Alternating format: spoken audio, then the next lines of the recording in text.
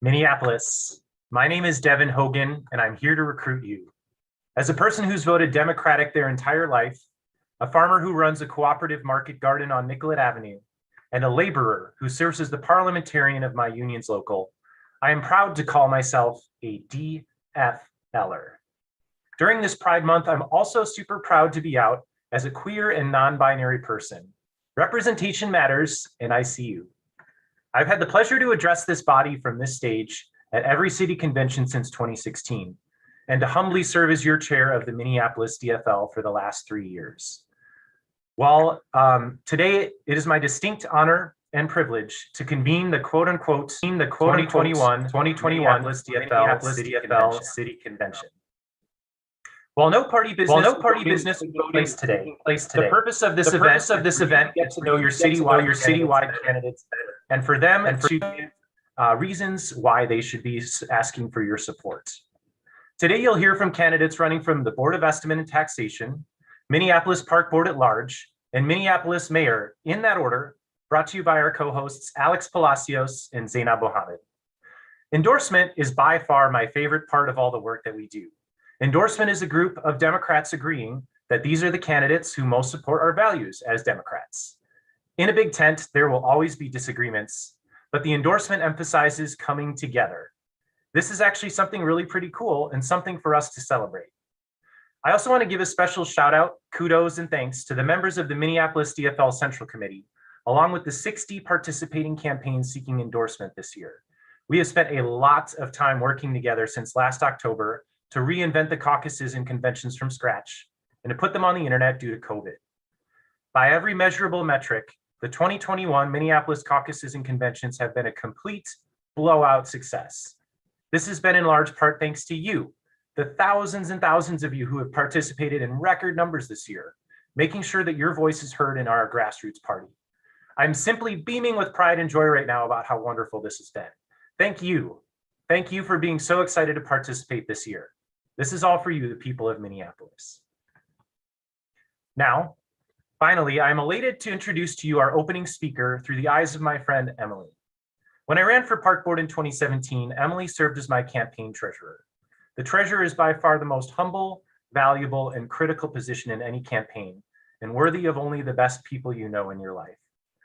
Emily went to Mankato West High School, and when we heard 4 years ago that the congressman from the 1st District of Minnesota was considering a run for governor, Emily told me, "Mr. Walz changed my life." That simple phrase told me everything I needed to know about Tim Walz, and I've kept it close to my heart ever since. I recently asked Emily to expand on her thoughts about Mr. Walz, and here's what she had to say. The way that he modeled being an international citizen was important to me. I thought he was decent and fair to everyone. His kindness towards everybody was deeply meaningful as a high schooler. It was a model for everyone. And now, your DFL governor of Minnesota, Tim Walz.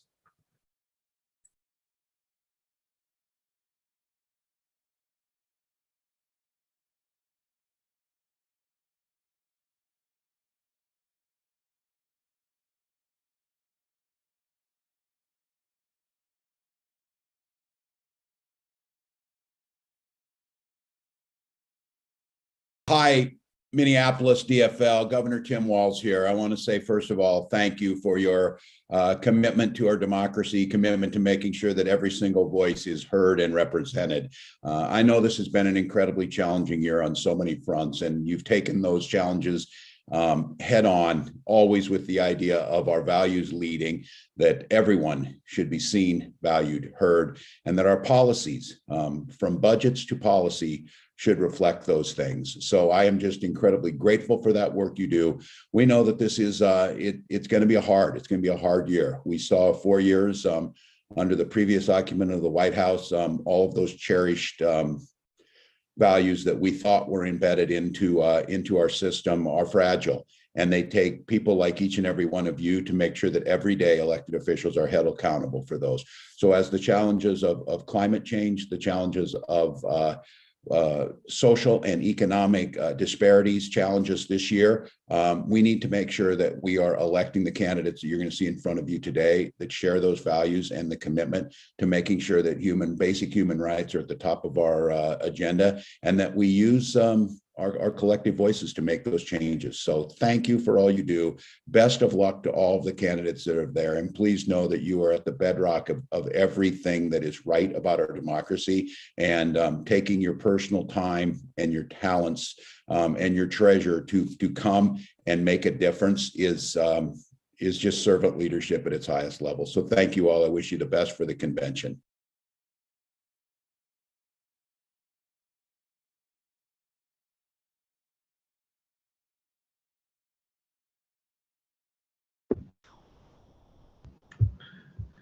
Good afternoon, everyone. My name is Alex Palacios. I use they, them pronouns, and I serve as chair of Stonewall DFL, the LGBTQIA plus arm of the DFL. And today it is my pleasure to introduce our next speaker, Lieutenant Governor Peggy Flanagan.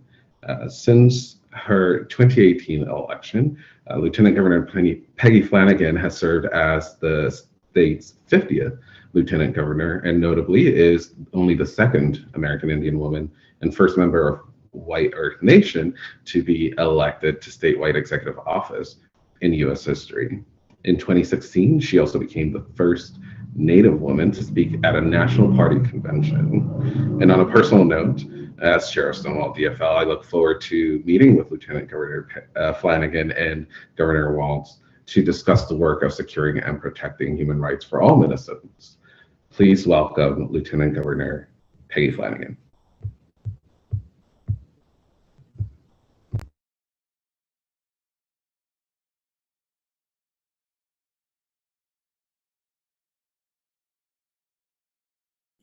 Hello, Minneapolis DFL, Lieutenant Governor Peggy Flanagan here. I just wanted to stop by and say hello and thank you for your commitment to this party and to the city and to the state overall.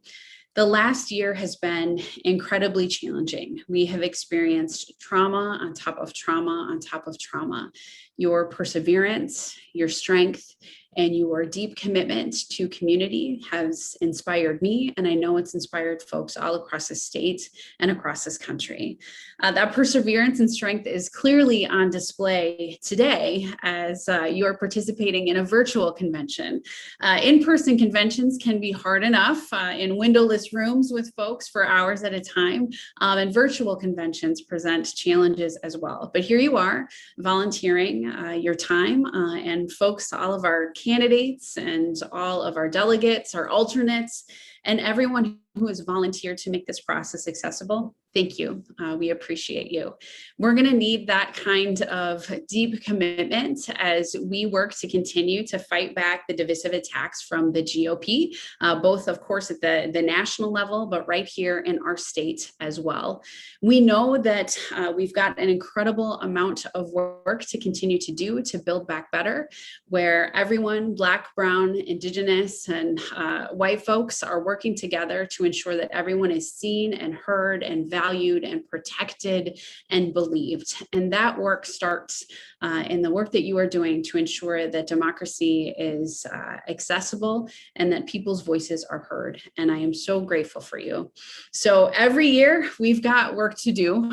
So thank you for the work that you have done, and thank you for the work that you will do this year and next year and into the future, ensuring that our party, that our communities, and that our state is strong and inclusive of voices who haven't always been at the table. So Chimigwech to all of you, and I look forward to seeing you in person soon.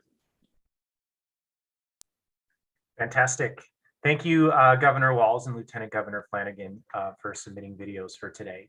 I'm just going to now bring us right into the programming. I do want to say that, again, there will be no voting taking place today. The goal is for you to get to know all of the candidates that are running at large on your ballot. So we're going to hear from the Board of Estimate first, then the Park Board, then the mayor. And also wanted to let you guys know that this is probably the biggest city convention in decades as well.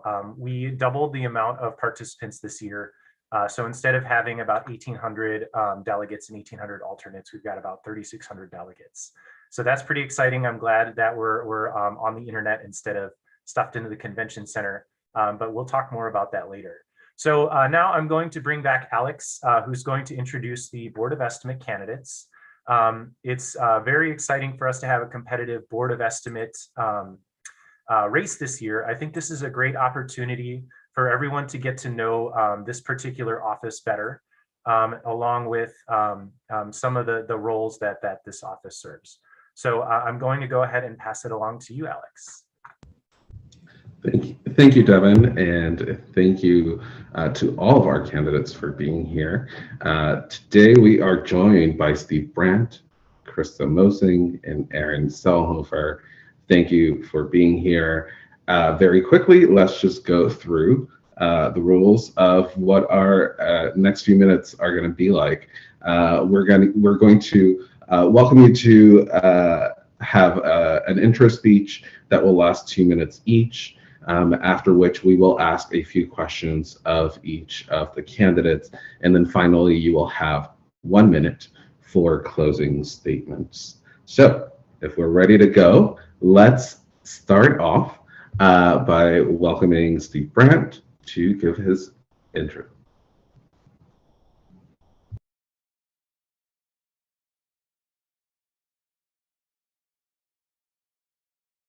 I'm sorry, Steve, I think you're still muted.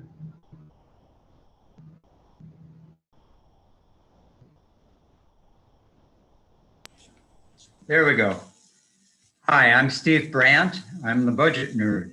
I'm the guy who reads 500-page Minneapolis city budgets for fun. I'm ready to run as your endorsed candidate for the Board of Estimate and Taxation. Obviously, I'm hoping that you'll endorse me, but if you decide to endorse my two competitors, I want to promise that I'll fold my campaign and support only the DFL endorsees. A brief refresher on BET. It sets the city's property tax limit and it authorizes borrowing. City Council and the Park Board get to decide how the money is spent. Why me? 3 reasons. I know this city intimately. I know city finances thoroughly, and I want to work to change state laws so that renters and owners of lower value homes are treated more equitably. That especially helps Black and Brown residents. My career as a Star Tribune reporter gave me a thorough grounding in public finance, especially at the city level. BET needs people with that knowledge. I've deepened that knowledge in the last 5 years by serving on CLIC, the Capital Long Range Improvement Committee. We recommend infrastructure projects to the mayor and council. It's important to have a strong background in those because the BET authorizes the borrowing that finances those projects. I want to address one issue head on. Several of you have told me that you're reluctant to vote for me because I'm endorsed by Carol Becker. I want to make clear that Carol and I have significant policy differences on several issues, as I've explained to her. But as a 4-term member of BET, she knows what the job takes and she supports me because she knows I have the right stuff. Once again, I'm Steve Brandt and I'm ready to serve you. Thank you. Thank you to Steve Brandt for that opening statement. Next, we will hear from Krista Mosing. Great, thank you so much. I want to thank the volunteers of the Minneapolis DFL for all their work with all the entire online caucus and convention process, including this forum.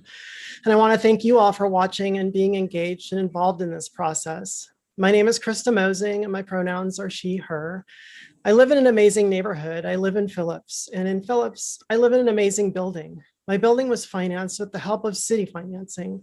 The building I live in brings together diverse ethnicities, backgrounds, and income levels, and stands as a successful model for mixed use, mixed income urban development. I love where I live because it shows the heart and the strength of Minneapolis, and it thrives in part because we made an investment in our community as a community. I've been an attorney working in public service for almost my entire career. I help regulate public utilities. Regulation is fundamentally about using tools to scrutinize economic behavior and keep it consistent with the public interest. My work requires me to understand accounting and finance and how to review those materials from an oversight perspective. What I hope you'll hear from me today is that I'm focused on what the BET can do. I think leading with integrity includes being clear, transparent, and forthright about how government and government processes work. This role is about making sure the city's finances are managed responsibly. I hope to emphasize then I'm focused on that work, and then I'm running a campaign based on commitments that you can trust an elected BET member to see carried through. I also hope you'll hear that I love talking about the role of the BET in overseeing city finances and as a vehicle for moving the city toward equity. And finally, I hope you will learn a little bit about how I think and approach questions to get to the heart of what's at issue. 1 minute is not enough time to get deep into the details of this detail-oriented role, but I'll do my level best. Thank you. Thank you so much, Krista, for your opening statement. And of course, last but not least, we will hear from Aaron Selhofer. Hello, delegates. Thank you for your participation today. My name is Aaron Selhofer, and I'm a Democrat who supports Democrats. And today I ask for your vote and endorsement in this race. Your endorsement will mean a lot to me, but ultimately I will support the endorsement process in this race. I'm running for the Board of Estimate and Taxation to uphold the values I've been taught throughout my life. I'm a son of a union organizer. My father was the European representative for the AFL-CIO. My mother was an elementary school teacher and was represented by the Pajaro Valley Federation of Teachers. I'm a grocery store worker where I've been working for the last 13 years. I've been married to my husband, Kevin, for 4 years in total. We've been together for 19 years. My participation outside of politics involves the crazy sport of ultramarathon running. Until recently, I held a record for most amount of laps run around Central Park in a day. I'm someone who goes the distance and gets results. I've worked with elected officials to help pass laws, and I'm currently endorsed by 11 current or former elected officials. I work with a broad coalition to help pass law by riding my bike 50 miles to spell out AZ for BET. I'm running for the BET because we are in a crisis in Minneapolis. People like my husband are out of work. During COVID, I sent money home to my mother for the first time.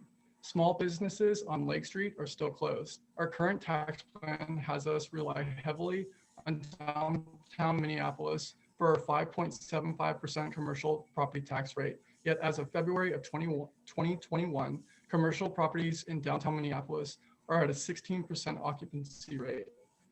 I'm running to look out for those that are hurting right now. I'm running for you. I'm running to look out for a city, and I have a tax plan that will do this.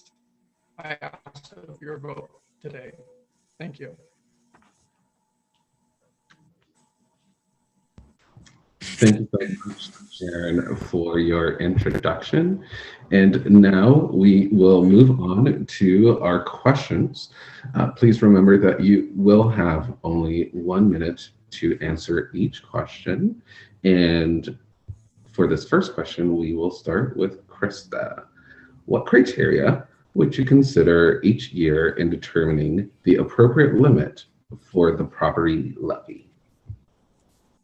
Great. Thank you so much for that question. I'm just going to get out my notes. I think that, as a regulator, I'm going to focus on the needs of the city. And I'm going to start with the mayor's proposal because regulatory practice makes sure that you are starting with identifying what the needs actually are before you determine whether or not you need to collect them.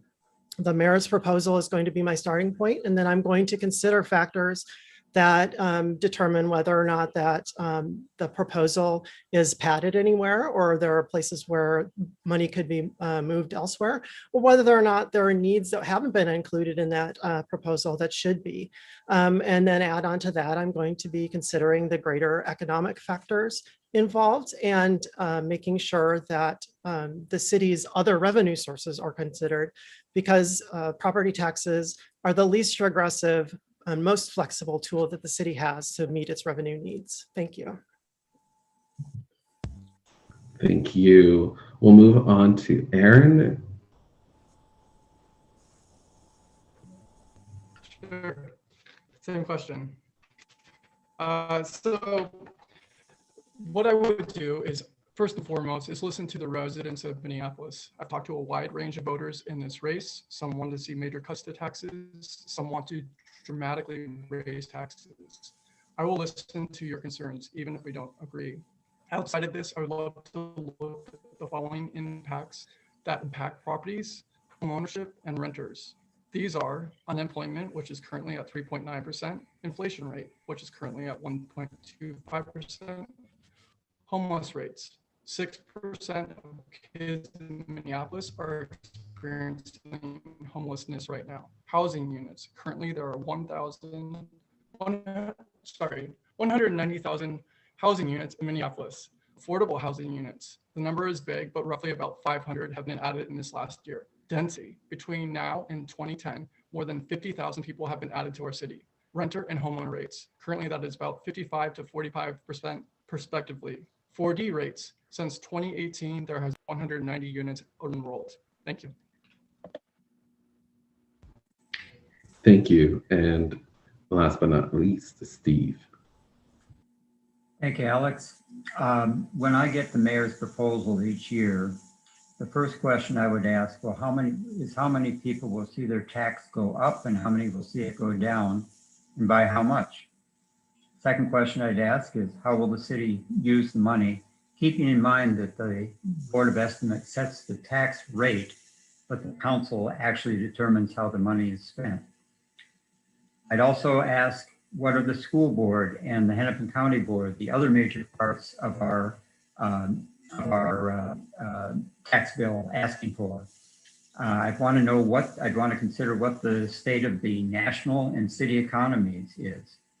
And I'd like to know, what are the bond rating agencies saying about city finances? So those are the factors I would consider in arriving at a fair tax rate. Thank you all so much for that first question. We'll start our second question with Aaron. The second question is, how can you use your role at the BET to do more than just look at taxes? Sure. Thank you. That's a good question. I think what else needs to be asked is, what else can you do besides property taxes?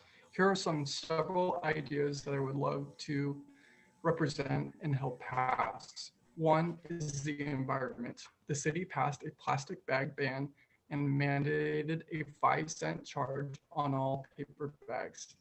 This was done to protect the environment. It is unequivocally clear that some major grocery retailers are not abiding by this. I'd love to see an audit of this. Two, we need to look at other taxes. Walls is talking about the income tax. I would also love to see a conversation about the excise tax. In 1965, this accounted for about 25% of all spending revenue, and right now it's down to roughly 1/10 of all spending revenues. We need progressive and a fair business tax rates. This is so vital for helping out Lake Street. In the 1990s, the classification for business rates were 3.3% for businesses making under 150,000 and 5% for those making over 500,000. Imagine what this could do for Lake Street with small businesses. I'm sorry, we are. Thank you. Thank you for that. Next, Steve.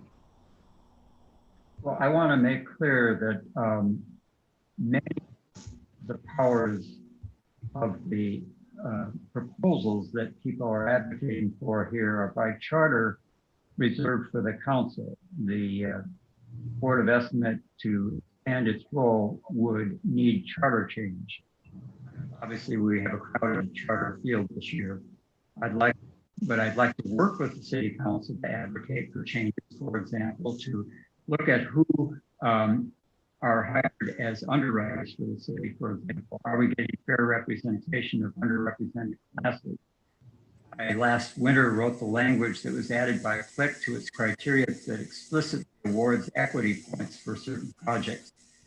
I'd like to work with the council to address the impact of limited equity partnerships on real estate prices in the north side in other neighborhoods, which helps investors but really hurts people who are trying to pay their tax bill. And so those are the areas I would concentrate on. Thank you, Steve. Next up, Krista. Yeah, great. Thank you. So all year long, the BET does do more than just taxes. The BET member has to be concerned with the city's entire financial picture, and that includes revenues, spending, expenses, and borrowing, and the economy that they're all taking place in. The BET has regular opportunities to scrutinize city spending and see if budget targets are being met. I'll also focus on increasing public awareness and participation in city budgeting processes and BET decisions. And that requires an understanding of communications and collaboration with the city council. I want to be a partner with the mayor and the city council to ensure that the programs and priorities that you send them to focus on are responsibly funded and successful. Thank you. Thank you so much. We're going to move on to our third question. And this time we'll start with Steve. And this is the question: how would you use your role at the BET to affect the amount of funds Minneapolis receives in local government aid?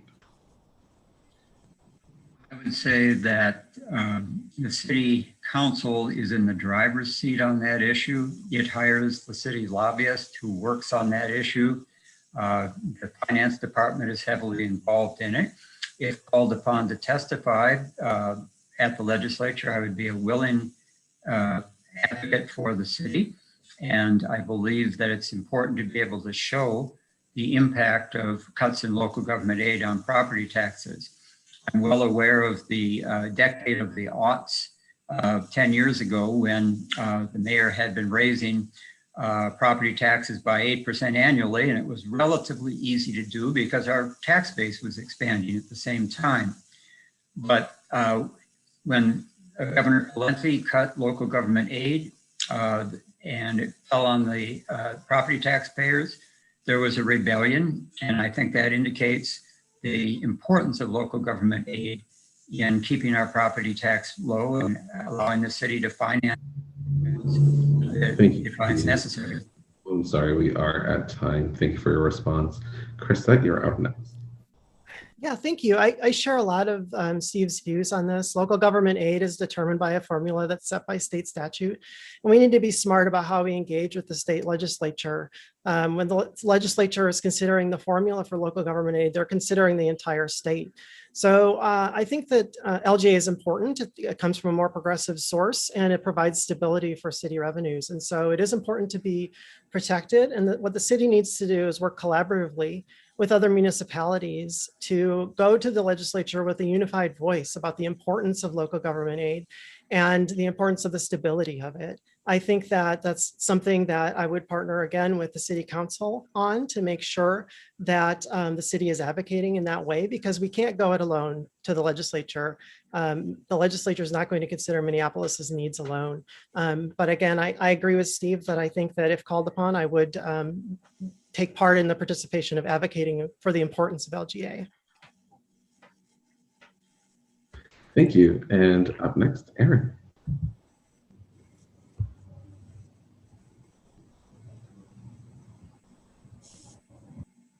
I'm sorry, Aaron, you're still on mute. Thank you. Sorry. So I think this question has to deal with LGA and also has to deal with federal funding. Just this week, we started receiving money in Minneapolis from the American Rescue Plan from the Biden administration. Minneapolis received $271 million in federal aid. We are struggling and we need the support, and is greatly appreciated. On the state side of things, we desperately need more LGA. In 2002, Minneapolis received about $110 million in LGA from the state. For 2021, Minneapolis will receive $78 million in 2002 figures. It is vitally important that we build the relationship with our representatives at the Capitol to receive more in LGA. As I said, I'm endorsed by 11 former or current elected officials, which shows I built these relationships and rely on these relationships to advocate for a fair tax plan. For that, Aaron, that brings us to time. We're going to move on to our next question. And Krista will once again throw it over to you. How would you proceed to address the inequitable property tax burden borne by renters indirectly through their rents, and the apparent higher effective tax rate paid by owners of lower value homes, at least before state tax credits? Thank you. I'm going to talk fast. This is a big question. One, I'm going to encourage my city council colleagues to empower low-income renters and homeowners to participate in the property tax refund. That's an underused tool that's available today.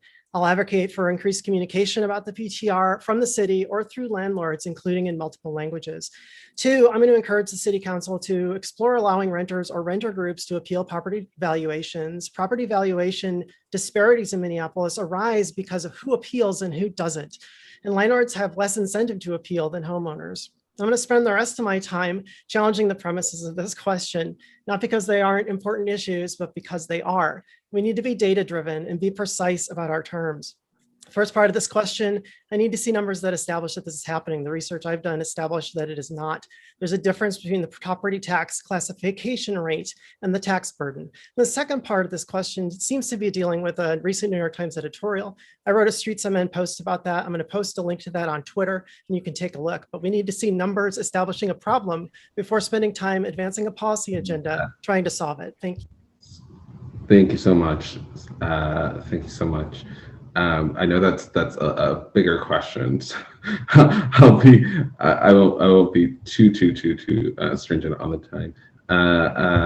And next we'll head over to Aaron. Thank you. For the first part of the question, the best thing Minneapolis can do is to address a tax burden borne by renters is to support our 4D program. The city passed this in 2018. To date, 1,190 units have been enrolled. This is a prorated plan wherein if a landlord raises the affordable units, they can receive up to a 40% in tax reduction. For the second part of this question is, how is it possible to pay more in taxes when the previous year's property value is steady or declining? I will use a hypothetical example. A city only has 2 properties in it.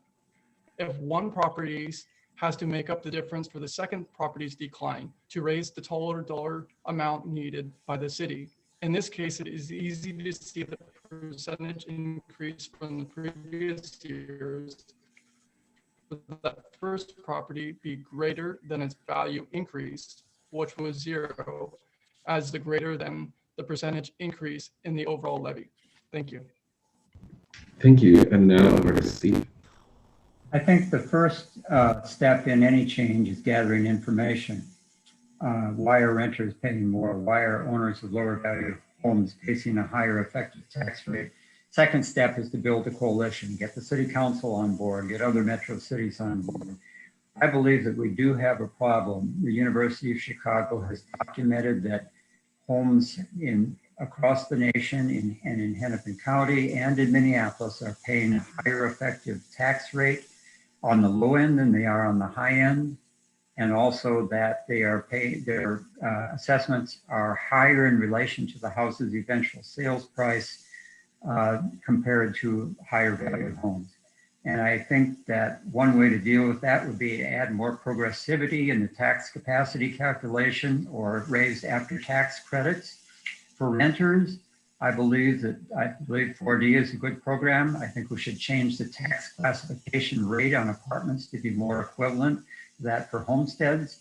And I think we need to increase the renter credit because it maxes out at a lower figure for Minneapolis than it does for people in the rest of Minnesota. Thank you, Steve. Thank you for that. For this next question, we will start with Aaron. And Aaron, here is the question. If the Minneapolis Public Housing Authority requested a public housing levy for the maximum amount allowed by the state statute, and you are the deciding vote, would you vote to approve it? Thank you for that.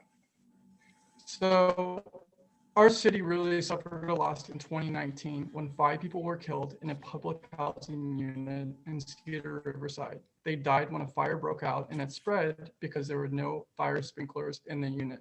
The absolute best our city can do is to provide safe and functional housing units. The last time the city of Minneapolis connected with the nonprofit Minneapolis Public Housing Authority was in 1987. Don Fraser was the mayor at the time, and he did a completely unprecedented thing of raising over $1 million for security and public safety for the MPHA. When the levy expired, it was not renewed. Public housing is undoubtedly underfunded. Funding in this case has traditionally not come from the BET, but traditionally has come from federal sources. Thank you. Thank you, Steve. You're next. Sorry, who's next? Yes, over to you, Steve. Okay. I would ask, the first question I would ask if MPHA came in and asked for the maximum levy is how do you plan to use it? I think you need a plan before you approve spending. Public housing in Minneapolis has been underfunded by the federal government for decades. And I think we need to advocate for change through our Congresswoman. I've spent time in public housing all over the city, and I know what the complaints of residents are about the status of their housing. And I think that if a responsible plan is brought forward that would lead to real improvements for tenants in either their safety, their security, or their living conditions, I would be favorably disposed to approve it. Thank you so much. And up next, Krista. All right, thank you. Unequivocally, yes. Public housing is not the entire solution to our affordable housing crisis, but it has to be part of the solution.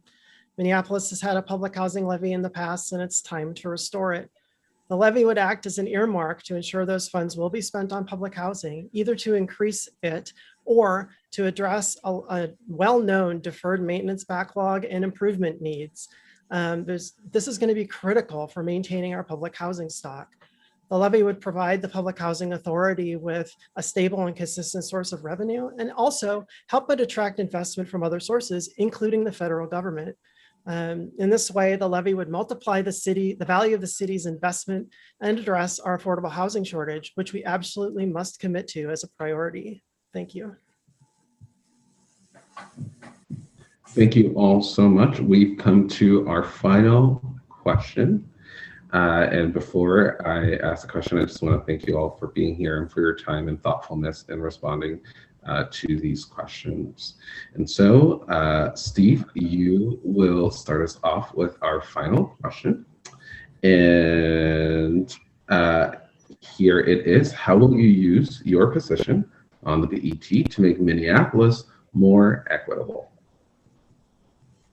Well, I think the first step toward making Minneapolis more equitable is to carry out the city's SREAC, Strategic Racial Equity Action Plan, which we are examining and click right now to see how we can improve our processes. That tries to create more opportunities for people of color and other protected classes across the city. I think that the biggest thing that we can do in the domain of the Board of Estimate and Taxation would be, as I said earlier, to work on property tax equity for renters and for owners of lower value homes, because I think that the property tax burden that is imposed for those properties disproportionately affects Black and brown people in Minneapolis. And I think that has to be a priority. Thank you, Steve. For housing moving forward. Thank you for that. Next, Krista. Thank you so much. So I'm hoping to vote to support budgets and borrowing that bring investment to communities that meet some very clear and evident needs in our city in a way that's consistent with those communities' input. And to do that, the city needs to more actively solicit that input. I'm going to support the use of BET resources to facilitate city efforts to engage in things like participatory budgeting. And I'm going to push keep the BET in the daylight. And that means not backtracking on the public availability of recordings of BET meetings and pushing for more communication about BET decisions and engagement with affected communities in time for them to provide input on those decisions. These things have not been emphasized in the past, and it's time for that to change. People need to be able to easily access and understand what's happening in order to be involved and have their voices heard. Thank you. Thank you. And finally, Aaron. Thank you, Alex. The issue with equity is that we need a lot of these changes to happen at state and federal level to pass true equitable tax plans. Take this for example. If you sell your home and you make a profit, you can keep to $500,000 tax-free. However, if you sell your home at a loss, you cannot write that off. I live in Longfellow. Houses in my neighborhood have been on the market for 24 hours and are selling at more than $25,000 over the asking price. That is tax-free money that can be written off. This is not the same for all parts of the city. Smart investments are key. An MAAR study published in 2015 found that the median home prices near the blue line, the light rail line, were higher, about $26,000, than in other areas of Minneapolis. Again, smart investments are going to be key with helping our city in equity. Thank you. Thank you so much. And finally, as we wrap this section up, I'd like to invite each of the candidates to take exactly 1 minute to speak to the residents of Minneapolis as you make your closing statements. We will start with Krista. Thank you again so much, Alex and Minneapolis DFL. Thank you all for watching and listening to about the BET and learning probably more about it than people have learned in decades. If you want to talk more about the issues that we've talked today or about anything else, please contact me through my website or Twitter. And I look forward to serving collaboratively with whoever else you decide should be on the BET. As the other two candidates mentioned, I also will honor the DFL endorsement in this race. So thank you so much. I really would appreciate your endorsement vote, and so I can bring a regulatory perspective to the BET and support your efforts to make sure that we are building Minneapolis responsibly. Thank you. Thank you. Aaron, you're up next. Thank you. And thank you all for joining the process and being a delegate. We came together to make an endorsement. I think it is important to honor the spirit of the endorsement today. There are two of us that have the potential to earn the endorsement, and I ask for one of your two votes. We are at crossroads here in Minneapolis. What we do now will shape our future for generations to come. I also want to make it clear, looking at the chat, there was a question about the MPHA, and I fully support that. I believe that taxes are too high, and I believe that there are other ways to support our needs for what the city needs right now. I've talked to those today. Again, 30% of our tax revenue comes from downtown Minneapolis, and currently commercial property units are at a 16% occupancy rate. This is really bad and a huge loss for our city. We are in a crisis.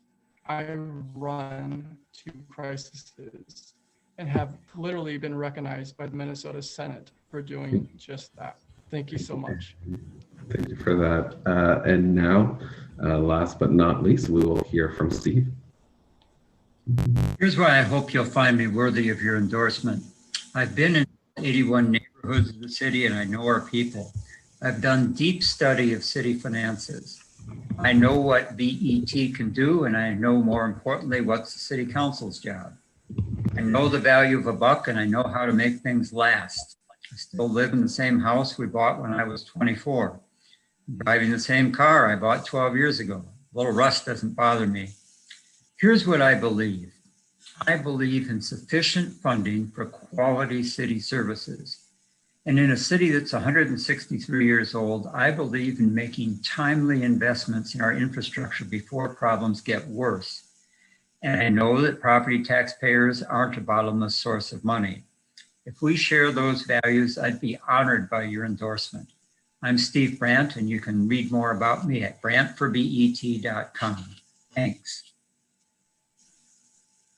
Thank you so much to Krista Mosing, Aaron Selhofer, and Steve Brandt for joining us today. And now I will pass it over to Devin Hogan. Fantastic. Thank you, Alex. Thank you to our Board of Estimate candidates. I want you guys to know that we asked them to submit their own questions. We were able to take 2 questions from each candidate. They're really experts in their field, and I'm really happy that we were able to do this today. So thanks again, everyone. And thanks again to everyone who's participating as delegates. I do want to just let you know there are 2 seats, 2 Board of Estimate seats, so you can vote to endorse for up to 2 of them.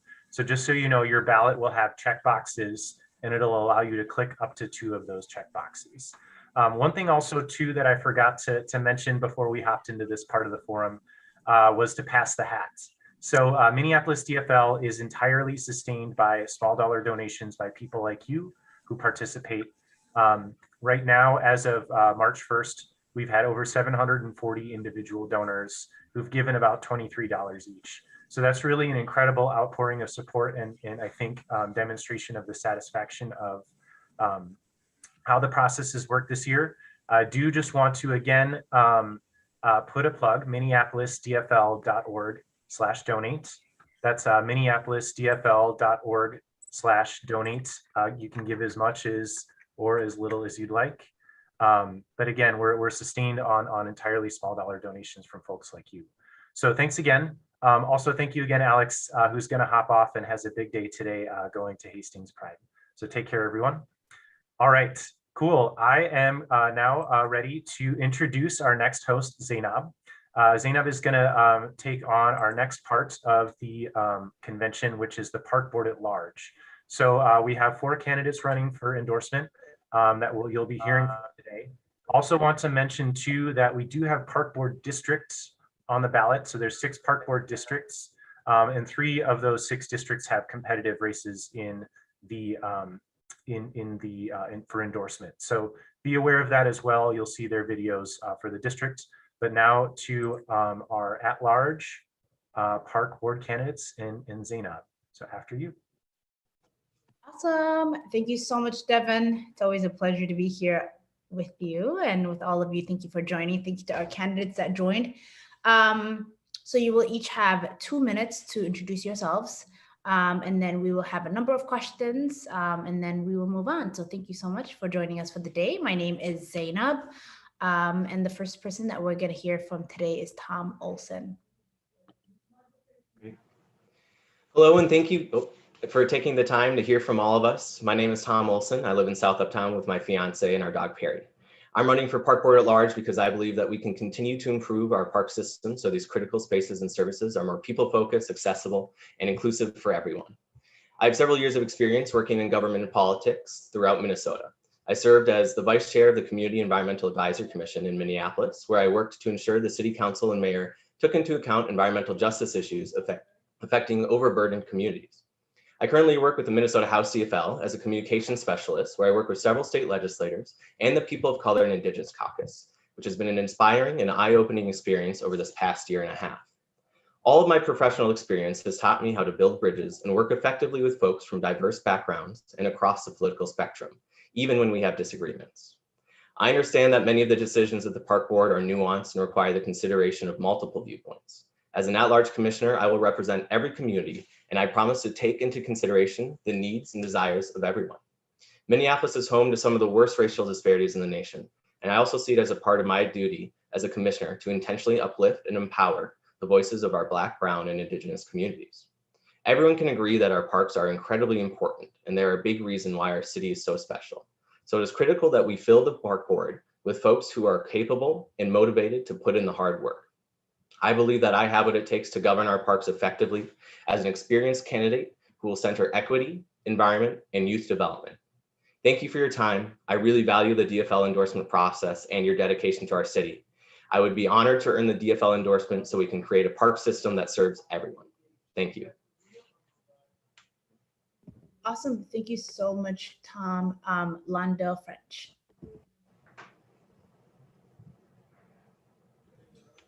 Hi, my name is Londell French, currently a Minneapolis Park Commissioner at large. This is my 4th year of my term, and being a park commissioner has been the most wonderful experience of my whole life. Being able to advocate for marginalized communities, to show up in places where folks usually of power don't show up when folks are having the roughest time. Being able to do that has been absolute joy for me. I'm trying my best to bring equity issues to the park board as much as possible. We are catching up over 30 and 40 years of just unequitable development in our parks. So the catch up is real. There's a lot more things that we can be doing right now. Minneapolis is suffering from some of the greatest youth violence and gun violence that we've had in years. I think the park board is uniquely qualified and uniquely situated to handle some of those issues, whether it be employing kids, employing teens to get them off the streets, or just having programming that fits the community that the programming is in. I would love to have a second chance at being a park commissioner. There's still more work I love to do, and I thank you. Awesome. Thank you so much, Londell. Meg Forney.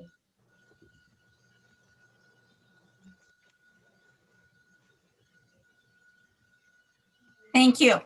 Thank you very much, Nita. I appreciate the opportunity to speak to all of you. Our park system proved to be an essential service this past year, a place of respite in a traumatic year for all, lifting all people's lives. Parks had that capacity. The tools are in our park system. We can leverage our parks for equity and justice for everyone while addressing underlying and systemic differences in key areas like unequal park access. We can leverage parks to engage our youth and seniors, and we can leverage our parks to combat climate change. I, Meg Forney, ask for your support to continue to lift all lives up. Through my leadership, we funded our neighborhood parks for 20 years, utilizing a racial equity matrix. So dollars go first to where they are most needed. The funding benefits Minneapolis kids and families today and for years to come. We added strategic parkland to our system, targeting gaps in underserved areas, and we master planned the entire park system for long-term development and improvements. Yet we need to pivot to enhance air and water quality, mitigate heat islands, and confront the challenges of climate change.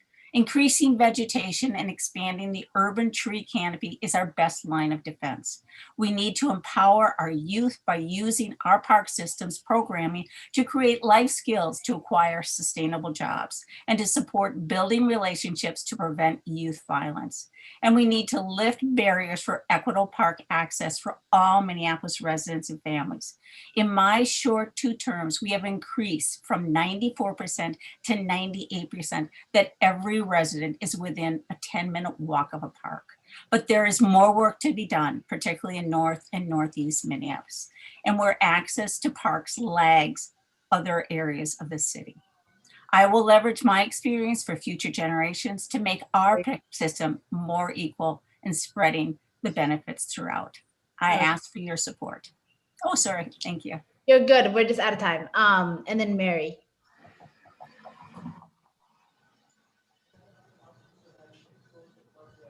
Mary. Hello, everyone. Thank you, Minneapolis DFL and fellow candidates for putting on this historic event. And thank you, delegates, for participating in it. I'm so glad to be joining you today. And this as the start of a little more in-depth listening to you across the city. I started this race in District 6, so we have a little catching up to do. But I feel my platforms and passions are citywide. I am a reserve teacher in the Minneapolis public schools, and I have taught in more than 30 schools throughout the city, which gives me insight on the priorities and cultures across the city. My master's degree and license in ESL and second languages and cultures education is part of why I'm truly driven to listen to people from all backgrounds. It's clear to me how interconnected all parts of the city are, and I want my policies to reflect that. I'm proud to be a Community Advisory Council member for the Minnehaha Creek Regional Trails Master Plan and for the Parks for All Comprehensive Plan. These planning processes bring in diverse community input, drive new funding opportunities, and allow us to dream big about our parks. I'm excited to see these plans come to fruition in a fiscally responsible way. For 10 years, I have built and coached quality lifetime outdoor sports and programs for kids, families, and seniors. My teams are in the parks year-round. As your commissioner, I'll expand this work with a special focus on teens. There's a gap in programming geared for teens. Young people benefit so much from the connections and confidence that park programs can create, and I'll use the data from the citywide Closing the Gap investment study to make changes. And I'm excited that this funding is on the table for the draft 2022 budget. And I'm looking forward to working with excellent park staff to make quality programs. Thank you for being here. And I look forward to talking to you more about what we can do together. Awesome, thank you so much. Alicia? Hey, good afternoon, everyone. Thank you all for having me. Thank you for putting together this forum and allowing us all to share our ideas and hopes for the parks as we move forward. As stated, I'm Alicia D Smith. I am running for at-large commissioner. I currently live in South Minneapolis with my 2 young sons, and I work in community daily. Some of the things that are extremely important to me are re-engaging young people with a park. There seems to be a slight disconnect.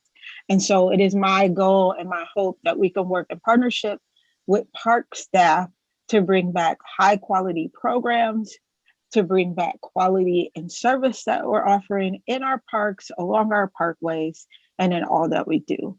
And especially bridging the gap with our public schools and other governmental agencies to ensure that we are maximizing the opportunities for all of our communities. As many of the other candidates that you heard mentioned before me, Minneapolis has a unique title at being one of the most ideal places to live, yet we have some of the worst disparities in this country. And so we can't have this both and exist without addressing it. And that is my goal, is that we figure out a way to address it by utilizing the parks and other intergovernmental agencies to assure that everyone has a fair shot at a high quality life. Thank you. Awesome, thank you so much. Now we'll get to the questions portion of it, and then each person will have 1 minute to answer these questions, and each question is going to be on the chat as well. The first person that's going to answer our first question is Tom Olsen, and the question is: the Minneapolis Park Board costs over $6 million a year and are 7.5% of the annual operating budget. The highest paid park staffer after the superintendent is the park police chief. Do you support modifying the park police budget? And what do you see as the future of public safety in our parks? Tom. In my work with the People of Color and Indigenous Caucus over the last year, I've seen firsthand just how devastating our failing public safety system has been on communities across our state. As a park board commissioner, I would support engaging our community in an honest conversation about what they want, need, and expect from our park police. If the community would feel safer and engage more positively with an ambassador or ranger office, then I would absolutely support that.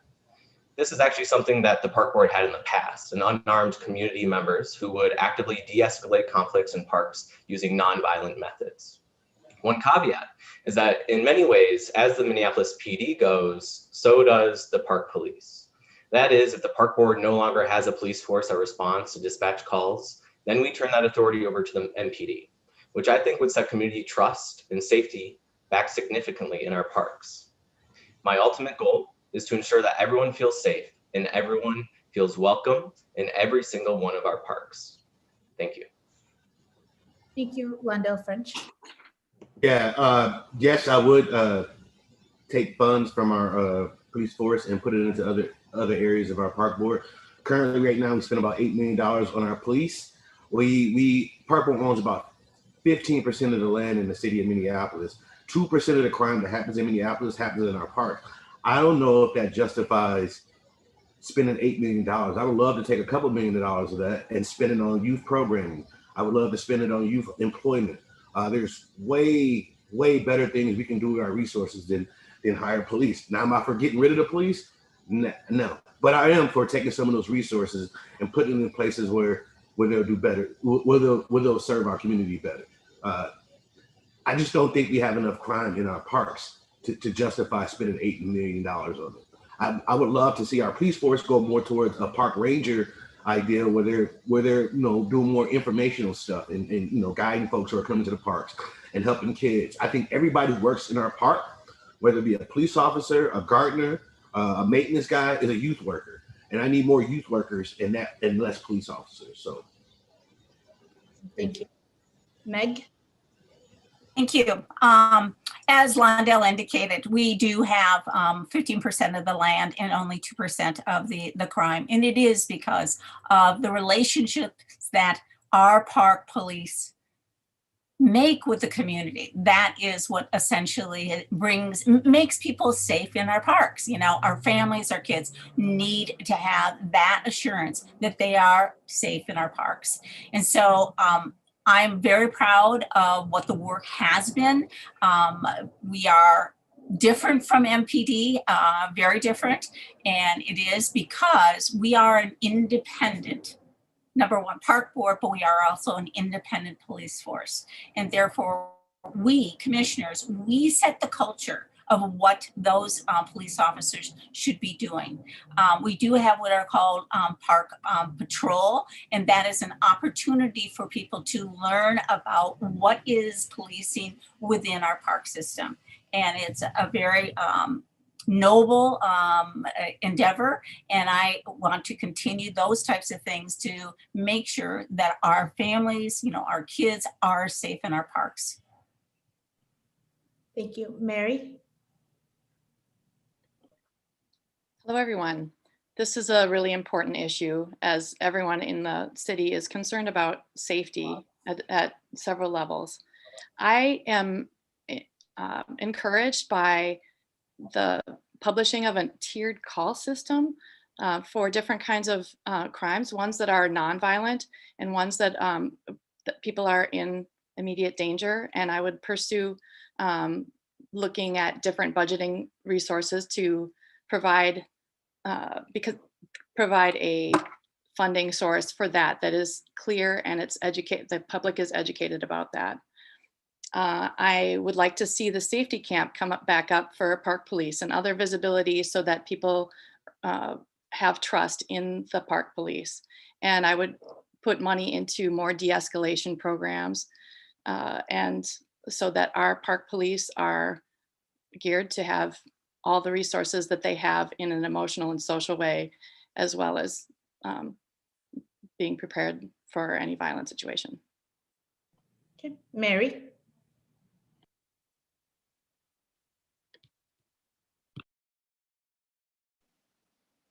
Mary? I think you mean Alicia. Alicia, I apologize. Do you mean me? Okay. I was making sure you meant me too. No worries. Great question. I certainly am open to exploring any sort of conversation, in particular around public safety, as it has certainly become a hotbed issue for all of Minneapolis right now. Before, when we looked at public safety, we sort of relegated it to certain parts of our city. And so I think right now we're at a critical standpoint where we need to have some radical and honest and transformational conversations around what does public safety look like. And that includes our parks. And I think it was Mr. French that mentioned that only 2% of the crimes happen in our parks. And so with knowing that that number is significantly lower, how do we partner not only with our parks, but within our communities to ensure that we can get that number down as well? And so certainly there has to be a reevaluation of what we see as policing in our park boards right now, and with our current structure. And if that is a modification of that, then certainly. Thank you so much. We're out of time. I appreciate it. And then we'll move on to our second question. Unsheltered homelessness on parkland takes many forms. In our parks, this can range from people sleeping on park benches, permitted semi-structured encampments where community members expect that people are living there, and the use of rec programming and park building and facilities by kids or adults looking to escape abusive situations. What will you do as a park commissioner to help support the needs of our neighbors who use the park as a refuge? We'll start with Tom again. Our entire nation is going through a housing crisis. It is no single organization's fault. Thus, every governing body and community must do what they can to end this crisis. I see it as the Park Board's role to help provide a stable environment for our unhoused neighbors while we work with the city, county, and state to provide more permanent housing solutions and other needed resources. I'm optimistic that with the significant federal aid that is incoming, this year will look a lot better than last year, but this is going to be a perpetual issue that we deal with year after year. Over the 2021 session, I've watched a lot of testimony from experts and people who have and are experiencing homelessness.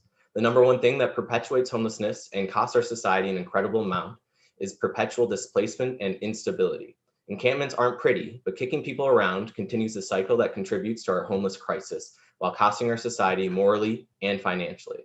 So I would say that while I may not be pro-encampment, I'm absolutely anti-displacement and anti-perpetuation of a failed system. I will base my decisions off of a philosophy of valuing the humanity and individuality of each neighbor, unhoused or not, and work to find solutions centered on this philosophy and the facts of what perpetuates homelessness. Thank you. Thank you so much. Londell? Thank you. I want to start off by saying it's not the Park Board's fiduciary duty to make sure folks in our state and our county are housed. That is the fiduciary duty of our county. With that being said, we are the largest landowner in the city of Minneapolis. So when crisis hits, I believe it's the Park Board's, it's our job to adjust and adapt to those crises. I will advocate on those other levels of government to make sure that those resources are going to those communities, those communities those folks who are dealing with being unsheltered. That's what I think my role should be as a park commissioner.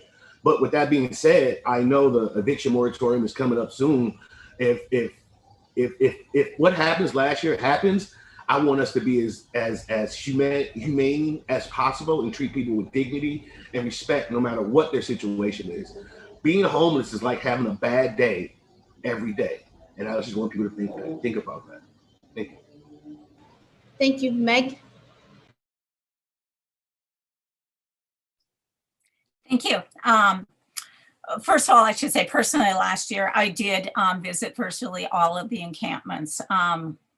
It is not a dignified place for our homeless community. But I worked really hard with the Lake Harriet encampment. There was a group of us that created a 501c3, and we were able to get those 18 residents into resource-specific housing through the resources that we, the Park Board, do not have. We developed a relationship with David Hewitt of the Hennepin County, as was stated. Some 20 years ago, the city of Minneapolis basically moved all of their services plus all of their funding to Hennepin County to therefore put under one umbrella the needs and the resources for our homeless community. So we, the Park Board, in response, oh, I'm sorry. That's okay. Thank you so much. Mary?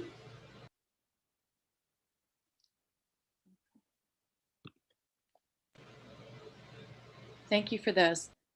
I wrote to you yesterday about my positions on encampments quickly before you cast your vote.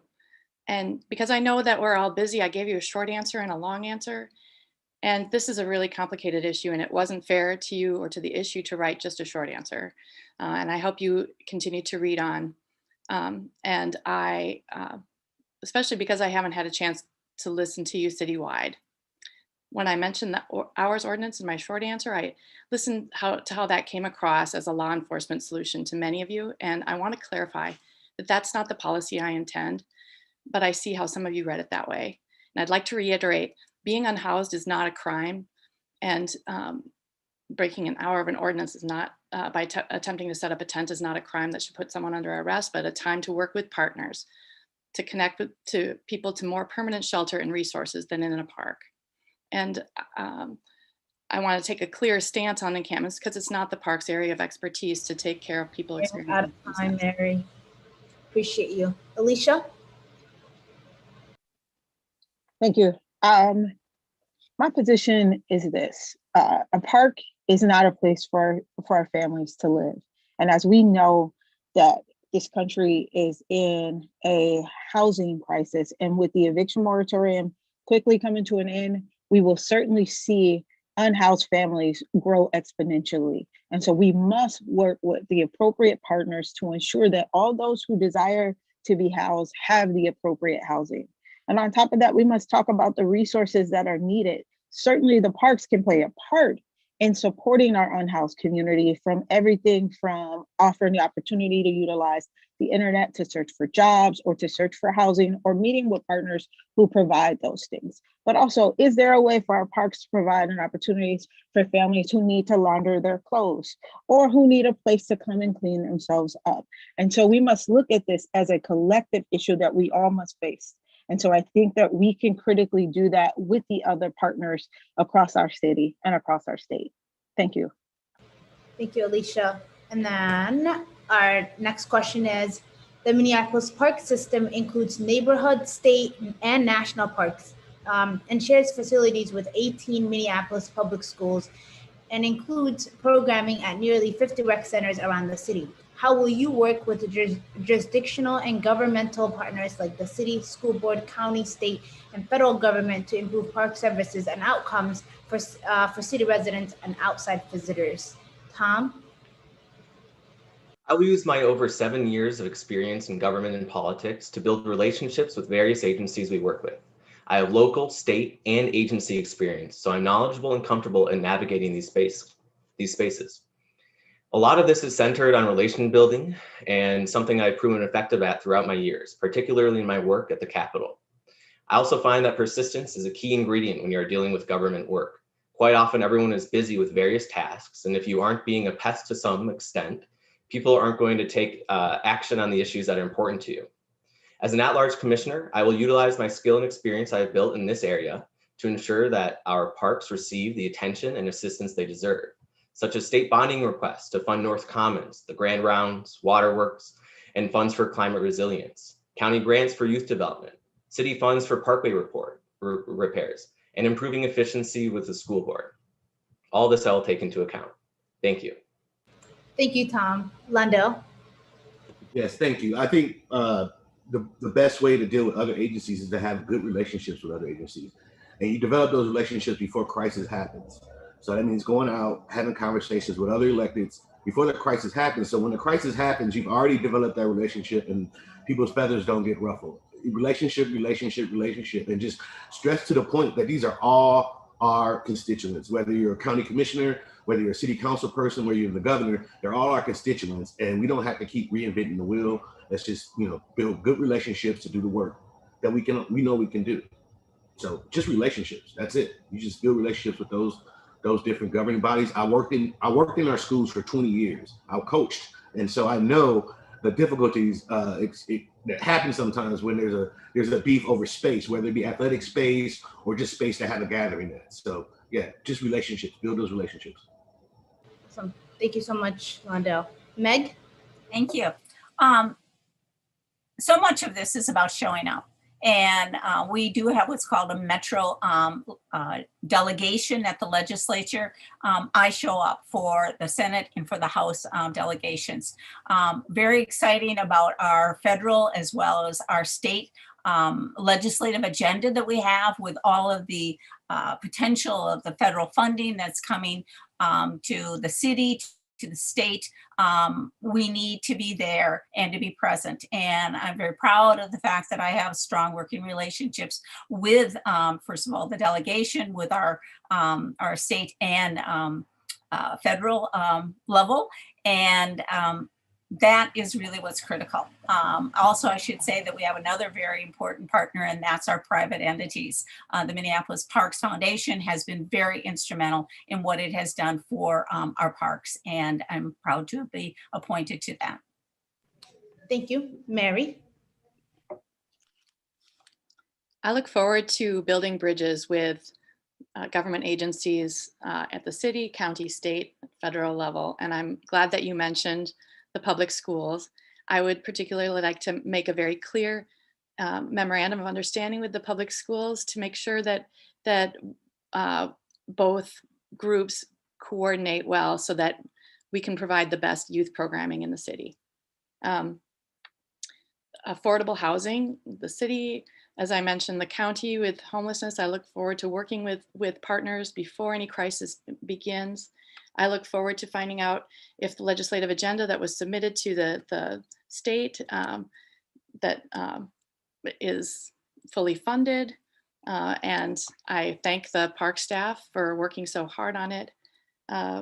Look forward to the American Rescue Plan for what kind of dollars will be going into our park system that affects everyone, and it affects not just the city, but people visit our regional park system from all over the state.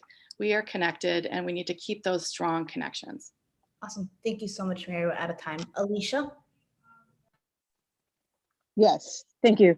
I think you've heard these other candidates mention it before. It is critical that we establish great working relationships and build bridges for one another and lean on the gifts and talents that each organization brings forward and those resources. And I think beyond the relationships, what's most important, and I can't remember who mentioned it, is the fact that all of the people who benefit from any service that we offer are all of our constituents. And so really being about the community, and that means the whole community. And sometimes that means that we can't sacrifice because the people who happen to have the time and the skill set are louder than the people who may not have the ability to show up at a meeting. And so sometimes we have to show up in community to ensure that we're working with those agencies to say, hey, we have a bunch of students who have expressed an interest. And if that's a partnership with the public schools, then we dig in there. If that's with the county, we dig in there. And so I think that becomes the most important work that we do, is building and being intentional for all. Thank you. And then this is our final question, capital expenditure. If you could wave a magic wand, what parks project would you undertake today? Tom Olsen. Yeah, so this one, I thought about a lot of different things. A lot of exciting ideas went through my head. But at the end of the day, before I would take on any new capital projects, I would want to make sure that all maintenance and repair needs are met and exceeded while making our park system 100% disability accessible so that everyone can get the most out of our parks possible. The longer we wait on these needs, the more it will cost us in the future, which will take away from the park services that our kids, youth, and families love and need. Then I would complete the unfinished vision of Theodore Wirth. In South Minneapolis, there are parks along the entire river. The residents of North and Northeast deserve that amazing asset as well. Many of us live within 10 minutes of a park, but not all. And we must complete this admirable vision so that everyone can get the full benefits of our park system, no matter their zip code. That's my answer. Thanks. Lando. A magic wand. I think if I had a magic wand, I would make sure that we reinvigorated our Teamworks program that used to exist 20 years ago. We put about 900 kids to work. I think we're putting about 300 kids to work now. I think if we put about 900 kids to work, I think we would do a lot to reduce the violence in our community and the crime in our community. We need to go back to those. We need to go back to that. For whatever reason, 15, 20 years ago, they felt like 900 kids working in the summer in Minneapolis would do good things, and for whatever we've just lost that. We haven't decided that that's a priority for us. So yes, put more kids to work. Okay, Meg. Thank you. As far as capital expenditures, to me, what is paramount, and I've been working on for quite some time, for actually several decades, and that is to continue the green connection along the banks of the Mississippi. The fact that our North and our Northeast residents don't have access to an amenity so powerful as the Mississippi, to me, is such an equity, equalizer. I also am very excited about the bonding that was given I'm so sorry, to North Commons and to actualize that. Those are two things that really, truly are equity changers. And I look forward to that completion. Thank you, Mary. Thank you for this really fun question to dream about all the things that parks can do. There are many things that I would like to do, and I thought that Meg would probably talk about the river. And so I guess the reason why I've jumped into citywide is that I want this city to feel interconnected. And so the one capital project that I would wish to wave a magic wand for would be the completion of the Grand Rounds, the missing link, and celebration along the way with different. If we could just add a lot of money, you could put points along the way where people could stop, connect, interact with each other. That's my dream. Thank you, Alicia. Thank you. My wish for my magical wand would be simply to pull in a large amount of young people, elders, and kind of young middle-aged folks to dream out what we would do with the money. It'd be great for me to say my one vision, which I know for my kids would be more parks everywhere, you know, kind of in their mind, there should be a park on every corner for an opportunity for recreation. But to really engage with our community to say, as we think about our city and the future of our city, where is an area, if today, that we can all dream up that we know has one of a big gap that we can think about? What would that be? At first, when I heard this, my first thought was North Minneapolis, because I know where North Commons sits within a 1 mile radius of there is the largest concentration of children under the age of 18. And so I think that knowing these information, it's critical to pull in those folks and not just dream all alone, but to do a collective dreaming session and then some action. Thank you so much, Alicia. We're out of time. Thank you all for being here. We appreciate you. Thank you, Zainab, and thanks again, Park Board at Large candidates. There are, again, to all the delegates out there, 5 candidates on your ballot. Similar to the Board of Estimate, there are 3 seats, and you can vote for up to 3 individuals for those 3 seats for endorsement. And so again, thanks again to all of the at-large candidates. And also, again, a reminder that 3 of the 6 park districts are contested.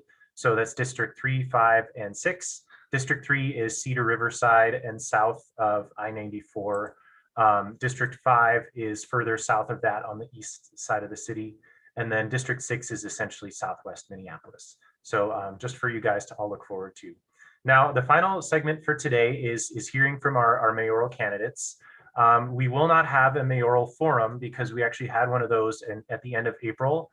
That was one of the most fun events I've seen. We've had tens of thousands of views of it on our YouTube and Facebook. So if you want to hear more details from the mayoral candidates, go to minneapolisdfl.org/live. That's minneapolisdfl.org/live, where you'll be able to find a recording of today's event as well. So I'm going to hand it back to Zainab. We have 3 of our 6 candidates on the call today. And so after you. Awesome. Thank you, Devin. Thank you all for being here. It's good to see all of you again. So you will each have 4 to 5 minutes to answer or to kind of introduce yourself and talk to delegates. And then we'll have Kate Knuth go first.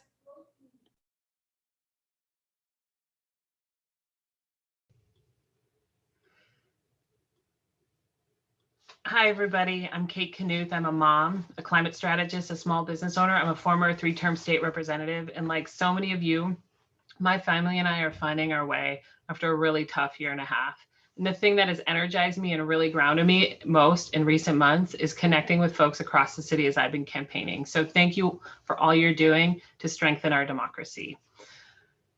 Our city holds the family and loved ones of Anaya, Trinity, and LaDavion as we work to reduce gun violence across the city. And we're still dealing with police killing people in Minneapolis, remembering George Floyd, and demanding answers about what happened to Winston Smith. People in our city are rightly calling for a vision of public safety that is so much more than just more police on the streets. I'm running for mayor because it is clear We need new leadership to make sure our city meets this historic moment.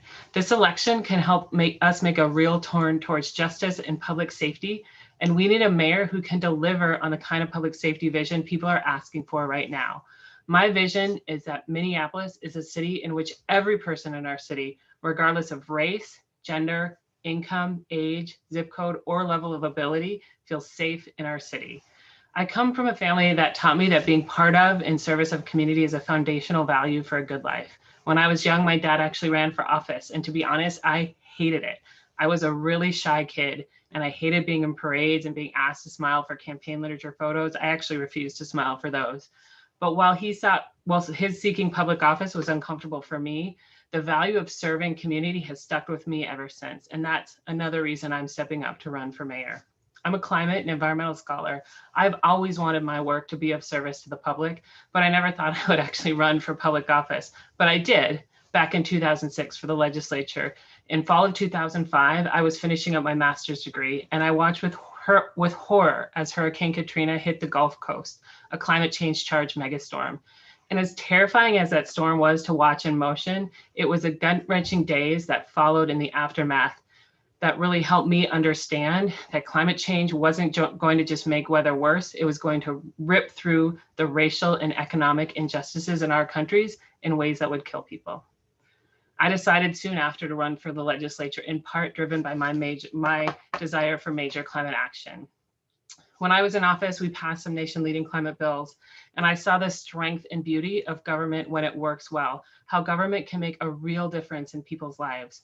My stepping up to run for mayor in this moment is rooted in this same commitment to making government work for everybody in our community. But right now, so many in our city don't trust that city government is a partner in the pursuit of justice and safety in our city. I too have experience with the horror that happens when our government is unresponsive and doesn't take accountability. In 2008, my cousin Mark was in a single car accident during rush hour. State Patrol arrived to help, and they ended up tasing him. He died on the way to the hospital. I got the call about 10:30 that night that Mark had died, and I rushed to the hospital to meet my family. But it wasn't until the next day that the coroner told us that he had been tased by State Patrol. In that moment, I understood the damage that can result when our government fails to take responsibility for its actions, and it became very personal for me. Afterward, my family struggled to get information about what happened. We struggled with how his drug use was used to undermine who we knew Mark to be, a kind, good-hearted person who just loved being a dad. It was very difficult to come to terms with the harm inflicted when the people who are responsible for our safety fail to take responsibility. That is why, as mayor, I will ban the outdated excited delirium trainings, and I'll work actively to make sure that our officers unlearn the tactics that have led to the killing of too many people in our community. That's just one tenet of my building community safety and transforming policing plan. There are 5 pillars of my plan. First, economic security is a foundation of safety for everyone. 2, we need a whole systems holistic model for public safety in our city. 3, we need to invest intentionally and at large amounts in young men in our city. 4, we need to unbundle and transform the Minneapolis Police Department. 5, we need a mayor who's going to take active leadership in the city and across the state, leading a public safety conversation. You can check out more details about this plan on my website, kateformpls.org, and I hope you'll dig into them. If the last year and a half has taught us anything, it's about the importance of showing up and being present in our communities as we work together to tackle the tough challenges we face. I'm offering my vision and leadership to meet the moment we're in. As mayor, I am ready to do the difficult, the complex work across sectors and levels of government, and working with all parts of our community to establish new and effective safety policies and practices. I'm asking for your support at this city convention, but even more, I am asking for you to step up and join me and join together to build the kind of city we know Minneapolis can be. Thanks so much. Thank you. Sorry, we're out of time. Sheila. Right. Hello, everyone. My name is Sheila Nejad, and I'm running to be your next mayor. I'm a queer woman, happy Pride Month, renter, organizer, and daughter of an immigrant. Many of you have seen me working in your neighborhoods, fighting for higher wages, fighting for cleaner air, fighting for a working safety system. I've been doing that work for years, and I'm ready to do it as mayor. To me, it's not just talking points, it's what I do. What makes me different is that my experience comes from building in movements led by Black, Indigenous, POC, queer, and trans working class people. My knowledge comes from working alongside the people of Minneapolis as a restaurant worker, organizer, and health researcher. The policy ideas that I support for this city were developed alongside hundreds of others who share my vision for Minneapolis, where everyone can thrive, not just survive. When I was board president of the Lyndale Neighborhood Association, I saw that crime happens when people don't have their basic needs met through our social systems. People will find a way to get money and survive. So if we want to build safety, we need to make sure everyone is taken care of and everyone has someone to call when they need help. For years, we have defunded education, healthcare, services for seniors, while pouring money into policing and prisons. As mayor, I will make it my priority to fully fund youth violence prevention, environmental protections, mental health care, and housing for all. As I've walked through my streets in Central this past year, I've noticed that my neighbors' windows are running out of space. New signs in the window week after week. Justice for George Floyd, Breonna Taylor, Dalal Eid, Dante Wright, Winston Smith. Ask yourself, which of these candidates will truly work for the change we need in Minneapolis when it comes to safety? Who will make small, moderate changes that we know don't work and haven't worked? And ask yourself, who called for the military to occupy the streets? Who fully supported the police when a Black man was killed during the trial for the police killing of another Black man? We need to work toward no more police killings. We need a city that keeps everyone safe. That's why I helped write the charter amendment for a new Department of Public Safety, crafted alongside leaders from SEIU, Minnesota Federation of Teachers, ACLU Minnesota, Jewish Community Action, and 20 other organizations. As your mayor, I will continue my groundbreaking coalition work to build real safety services, like the mobile mental health responders we established at the city last year. Unfortunately, we were only granted enough funding for 2 teams of 2 people to respond to mental health emergencies. Everyone deserves to have someone to call when they need help. When I am mayor, I will fight to fund more safety at the scale we need. And we need affordable housing to stay safe. No one here thinks the development in Minneapolis is providing long-term affordable housing. It's pricing people out of their homes across the city. As mayor, I'm going to stop that with tenant protections, rent control, public housing, and building truly affordable new housing. Finally, my leadership style follows the teachings of Ella Baker, a powerful civil rights activist who cultivated leaderful organizations. I believe that everyone, regardless of background, should have a role in how our city is run. As mayor, I will push for participatory budgeting. And working class people and people on fixed incomes shouldn't have to choose between paying bills and having their voice heard. As mayor, I will push that the city provides stipends and free childcare for the over 700 volunteer community advisory positions at the city. My motto is from the streets to the spreadsheets, because it takes policy knowledge and community connection to be an effective elected official. I know how city government works. I've made positive changes happen in Minneapolis city government, and I know who to bring in to help make more positive changes in city government. That's why I'm asking to be your #1 ranked choice for mayor. Thank you, delegates. Thank you, Sheila. And Jacob Fry. Thank you so much to the Minneapolis DFL and all the volunteers who have undertaken this work under the most challenging of circumstances. We all knew this would be an extraordinary lift, and our team is grateful for your commitment to DFLers in the city. So under the first 2 years of our administration, Minneapolis saw unprecedented progress. And over the last year, we as a city have confronted unprecedented challenges together. After I was elected, we got to work immediately. We ushered in record-setting investments in affordable housing, 3 times that which our city has ever seen before. We piloted innovative new programs like Stable Homes, Stable Schools that has now successfully prevented about 3,000 Minneapolis school children from facing homelessness, over 90% of whom are BIPOC. We spearheaded landmark zoning changes, and we followed through on our commitment to allow for greater affordability in every neighborhood.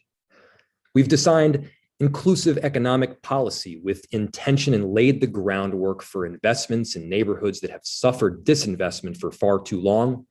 We established cultural districts to prioritize funding directly to our diverse neighborhoods. We established a commercial property development fund to make sure that BIPOC and immigrant-owned businesses can not only own their own business, but own the land on which it sits. And we've established a guaranteed basic income pilot because families can best determine how to spend their limited resources. And yes, we demanded greater accountability from our police department. When I took office, we had a 55% compliance rate with our city's body camera policy. Now, after enacting a disciplinary matrix, compliance is at 95%. We were the first city in the country to put an outright ban on warrior-style training. And since George Floyd's murder, we've enacted a litany of policy changes, from overhauling our use of force policy, making it as stringent as possible under state law, to embedding de-escalation in the reporting structure. We've also invested more than ever before in safety beyond policing, because not every 911 call requires response from an officer with a gun. And yet I've been clear, in Minneapolis, we must have a both-and approach. Crime is both caused by inequities, but is also an accelerator of those same inequities. And so, yes, I have directed my administration to focus on long-term and systemic issues, and I've worked directly with our chief to address violence in the immediacy, putting forward a comprehensive plan for community safety. And amid our city's most difficult moments, when easy answers were going at a premium, I stayed true to what I believe in. I listened to our Black community, and I followed the data. I rejected calls to defund or abolish the police, and I offered Minneapolis a difficult but honest path forward. That is always the path that I've taken, and it's the path that is right. Through a global pandemic, we've saved lives by being the first city in the state to enact a mask mandate policy. We made the painful but very important decision to limit bar and restaurant capacity, and under my leadership and through outreach from our health department, we led the state in both testing and vaccinations. It's been a painful year, but there is really good reason for optimism right now. Over 80% of adults have been vaccinated. Through money from the American Rescue Act, we are working tirelessly to get about $89 million out the door to reignite our city, to rejuvenate our economy, to help those who are struggling most first. We're going to be helping small businesses fling open the doors and jumpstart our economy. We're going to make sure that we are rebuilding with sustainability and resiliency at the forefront. So I've led through some of the toughest moments of our city's history. I've made the hard decisions. Say what you will about me, I don't take the easy way out. The story of Minneapolis is built on the shoulders of people who aren't willing to take the easy way out, people who prioritized progress over politics. And we've got hard work ahead, but above all, Minneapolis is a city that doesn't just hope for the better. We create what is better. Minneapolis is a city that doesn't quit, and neither do I. But one thing I know is that our city is strongest when we come together to face our challenges. And that's why I'm here today. So thank you so much. Thank you all for your involvement in this DFL process. And I ask that you continue this work with us by ranking me first on your convention ballot. Thank you. Thank you so much, everybody, to all the candidates and everybody that's watching. I will throw it back to Devin. Fantastic. Thanks, Zainab, for hosting. Thanks again to the candidates for being here today. To all of you who are participating, minneapolisdfl.org/live. If you want to see from the mayoral candidates earlier in April, you want to hear more from them. And now to play us out, Conrad is going to have our save the dates. Back in 2019, we set all the dates for the last 3 convention years. We've had to skip the last 2 due to COVID, but pleased to say we'll be seeing you next year, Sunday, May 15th, 2022 at the Minneapolis Convention Center. So take care, everyone. Have an excellent day and talk to you later. Bye.